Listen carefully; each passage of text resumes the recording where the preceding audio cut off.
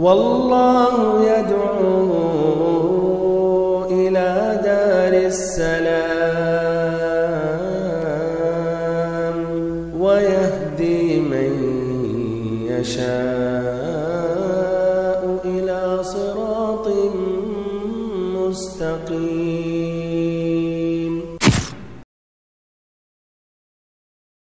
الله لا إله إلا هو الحي القيوم لا تأخذه سنة ولا نوم له ما في السماوات وما في الأرض من ذا الذي يشفع عنده إلا بإذنه يعلم ما بين أيديهم وما خلفهم ولا يحيطون بشيء من علمه إلا بما شاء وسع كرسيه السماوات والأرض ولا يؤوده حفظهما وهو العلي العظيم. الحمد لله رب العالمين والصلاة والسلام على أشرف الأنبياء وسيد المرسلين نبينا وحبیبنا محمد وعلى آلہ وصحبہ اجمعین اما بعد. بھائیوں اور محترم ساتھیوں، فرض نماز کے بعد نبی پاک صلی اللہ علیہ وسلم کا کیا طریقہ تھا؟ آپ صلی اللہ علیہ وسلم سلام پھیرنے کے بعد کیا کرتے تھے؟ ہم سبھی کو یہ جاننا چاہیے، پھر عمل کرنا چاہیے. یہ واضح کرنے سے پہلے اگر ہم نمازیوں کے بارے میں غور کریں تو ہم 4 قسمیں یا 4 کیفیت یا 5 کیفیت ہم ان کی پاتے ہیں فرض نماز کے بعد. پہلی کیفیت، ہمارے وہ بھائی جو سلام پھیرنے کے بعد فوراً بھاگنے کی کوشش کرتے ہیں اور بلا تاخیر مسجد کے باہر چلے جاتے ہیں. دوسری کیفیت، دوسرے قسم کے ہمارے وہ بھائی جو سلام پھیرنے کے بعد فوراً سنت پڑھنے کے لیے کھڑے ہو جاتے ہیں اور سنتوں میں مشغول ہو جاتے ہیں، یہاں تک کہ یہ محسوس ہوتا ہے کہ شاید فرض نماز کی کچھ رکعتیں چھوٹ گئی تھیں اور یہ تکمیل کر رہے ہیں. تیسری کیفیت اور تیسرے قسم کے ہمارے وہ بھائی ہیں جو سلام پھیرنے کے بعد فوراً سر پر ہاتھ رکھتے ہوئے یا قویو یا قویو یا قویو 11 مرتبہ پڑھتے ہیں. چوتھے قسم کے ہمارے وہ بھائی ہیں جو سلام پھیرنے کے بعد امام کا انتظار کرتے ہیں کہ وہ دعا کے لیے ہاتھ اٹھائیں، پھر ایسے ہی ایک ساتھ ہو کر اجتماعی دعا کا اہتمام کرنے کے بعد سنت پڑھتے ہیں یا باہر نکلتے ہیں. ان 4 صورتوں میں سے، یہ 4 کیفیتوں میں سے کون سی کیفیت صحیح ہے اور نبی صلی اللہ علیہ وسلم کی سنت کے مطابق ہے؟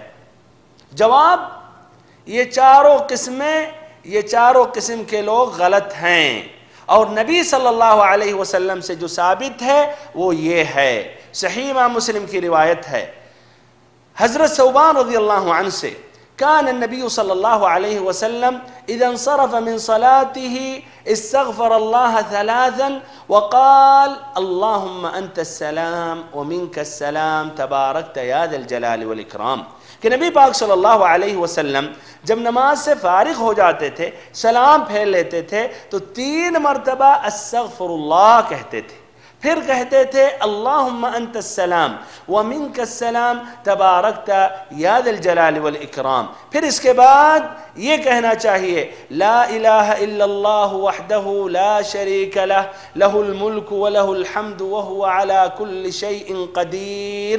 اللہم لا مانع لما اعطیت ولا معطی لما منعت ولا ينفع ذا الجد منك الجد. جس طرح کی صحیح امام بخاری اور امام مسلم کی روایت ہے حضرت المغیرہ ابن شعبہ رضی اللہ عنہ سے. پھر یہ کہنا لا الہ الا اللہ وحدہ لا شریک لہ لہ الملک ولہ الحمد وہو علی کل شیء قدیر. لا حول ولا قوة الا باللہ لا الہ الا اللہ ولا نعبد الا ایاہ له النعمة وله الفضل وله الثناء الحسن لا إله إلا الله مخلصين له الدين ولو كره الكافرون. جس طرح کی صحیح امام مسلم کی روایت ہے حضرت ابن الزبیر رضی اللہ عنہما سے. پھر اس کے بعد 33 مرتبہ سبحان اللہ کہنا، پھر 33 مرتبہ الحمدللہ کہنا، پھر 34 مرتبہ اللہ اکبر کہنا، جس طرح کی ترمذی کی روایت ہے حضرت ابن عباس رضی اللہ عنہما سے. یا 33 مرتبہ سبحان اللہ کہنا، پھر 33 مرتبہ الحمدللہ کہنا، پھر 33 مرتبہ اللہ اکبر کہنا. اس طرح 99 ہو گیا. اور ایک مرتبہ لا الہ الا اللہ وحدہ لا شریک لہ لہ الملک ولہ الحمد وہو علی کل شیء قدیر کہنا. اس طرح یہ عدد مکمل ہو گیا 100. جس طرح کی یہ طبرانی کی روایت ہے حضرت ابو ہریرہ رضی اللہ عنہ سے. پھر آیت الکرسی کی تلاوت کرنا، جس طرح کی النسائی اور الطبرانی کی روایت ہے. پھر سورۃ الاخلاص، سورۃ الفلق، سورۃ الناس کی ایک مرتبہ تلاوت کرنا، جس طرح کی الترمذی کی روایت ہے. ہمارے بھائیوں اور بہنوں، یہ نبی صلی اللہ علیہ وسلم سے ثابت ہے، آپ سے یہ مروی اور منقول ہے. ہمیں اس پر عمل کرنا چاہیے. یہ ہم سبھی کے لیے بہتر ہے اور افضل ہے اور اس میں زیادہ ثواب اور اجر ہے. اب رہی بات ہمارے وہ بھائی جو نماز کے بعد فوراً باہر نکلتے ہیں، تو یہ ہمیں جاننا چاہیے کہ یہ ذکر کے لیے بیٹھنا واجب اور لازمی نہیں ہے، نہ ایسے ہی یہ سنت راتبہ پڑھنا ضروری اور لازمی ہے. یعنی ان پر صرف یہ 5 وقت کی نمازیں فرض ہیں، اور 5 وقت کی نمازوں کے علاوہ باقی سنتیں یہ فرض اور واجب نہیں ہیں. جس طرح کی صحیح امام بخاری اور امام مسلم کی روایت ہے، ایک شخص آیا نبی اکرم صلی اللہ علیہ وسلم کے پاس اور آپ سے اسلام کے بارے میں سوال کیا. آپ نے متعدد جوابوں میں سے کہا کہ 5 وقت کی نماز دن اور رات میں تم پر فرض ہے. اس نے کہا حل علی غیرہا، کیا ہم پر ان 5 نمازوں کے علاوہ کوئی اور نماز فرض ہے؟ تو آپ نے کہا لا الا ان تطوع، تم پر کوئی اور نماز فرض نہیں ہے، لیکن اگر نفل پڑھنا چاہو تو تم پڑھ سکتے ہو. تو ہمارے وہ بھائی گنہگار تو نہیں ہیں، لیکن اگر ان سنتوں پر انہوں نے عمل کیا اور ذکر کا اہتمام کیا تو اس طرح ان کے اجر و ثواب میں اضافہ ہوگا، نور علی نور ہوگا.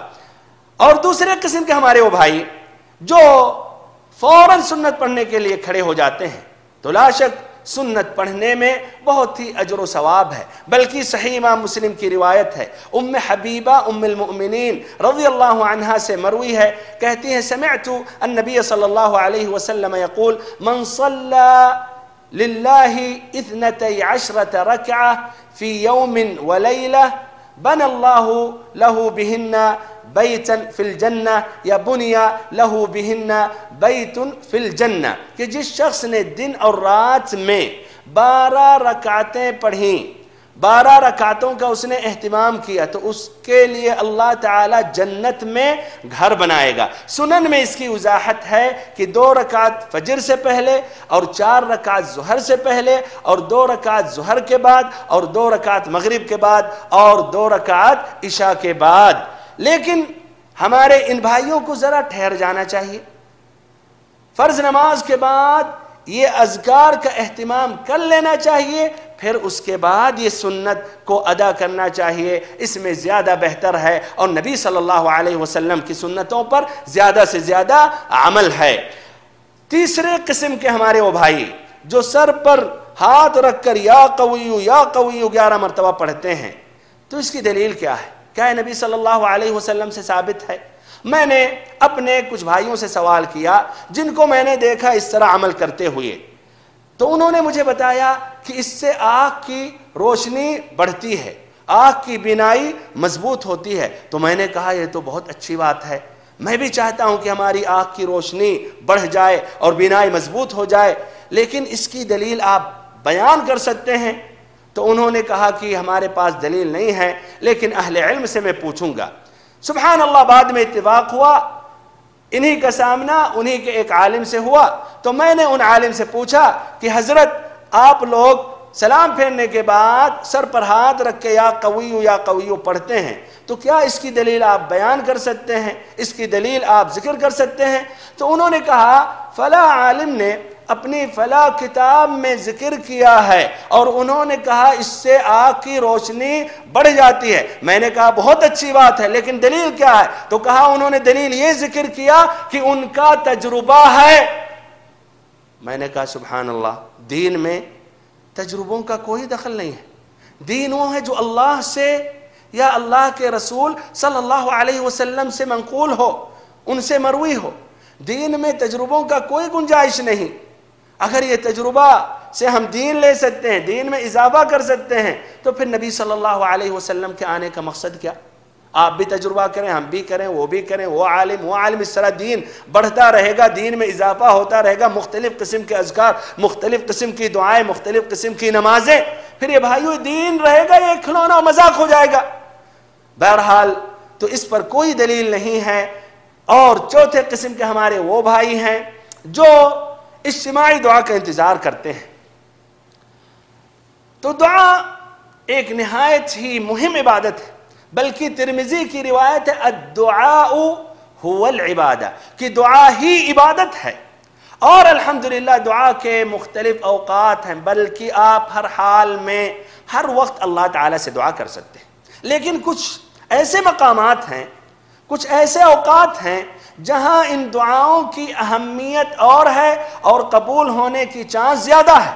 جس طرح کی اسی نماز میں سلام پھیرنے سے پہلے یہاں دعا کا اہتمام کریں، اب سلام پھیرنے کے بعد آپ دعا مانگ رہے ہیں، جبکہ یہاں نبی صلی اللہ علیہ وسلم سے کچھ اور مروی ہے، کچھ اور منقول ہے، تو بھائیو یہ صحیح اور مناسب نہیں ہے۔ اور اجتماعی دعا کرنا یہ بھی نبی صلی اللہ علیہ وسلم سے ثابت نہیں ہے، نہ صحابہ کرام سے۔ وخیر الہدی ہدی محمد صلی اللہ علیہ وسلم، سب سے بہترین طریقہ، سب سے بہترین سنت نبی پاک صلی اللہ علیہ وسلم کی سنت اور طریقہ ہے۔ تو ہم سبھی کو نبی صلی اللہ علیہ وسلم کی سنت کو اپنانی چاہیے۔ اللہ تعالیٰ سے دعا کرتا ہوں کہ ہم سبھی کو ان باتوں پر عمل کرنے کی توفیق دے اور نبی صلی اللہ علیہ وسلم کا جو طریقہ ہے وہ طریقہ اپنانے کی توفیق دے۔ وآخر دعوانا ان الحمد للہ رب العالمین وصلی اللہم وسلم وبارک وانعم علی عبدک ورسولک محمد۔